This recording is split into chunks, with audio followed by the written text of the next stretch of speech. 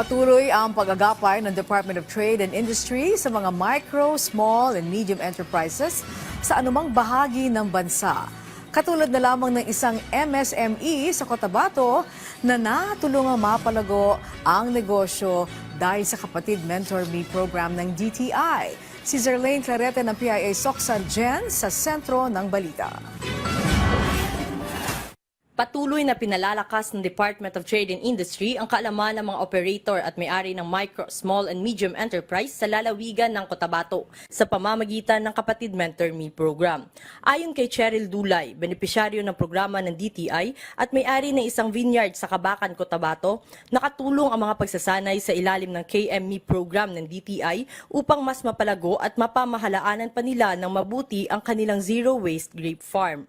Ang naitulong ng mga trainees na yun sa amin is that na-organize ko, number one, yung sa tao.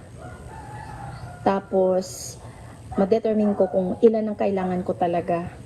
And then, pangalawa, yung marketing, wherein ang laki ng role ng social media in marketing the farm. Tapos, kung ano yung mga future plans namin dito sa vineyard. Nagpaabot naman siya ng pasasalamat sa pamahalaan sa patuloy na pagsuporta nito sa mga kagaya niyang entrepreneur.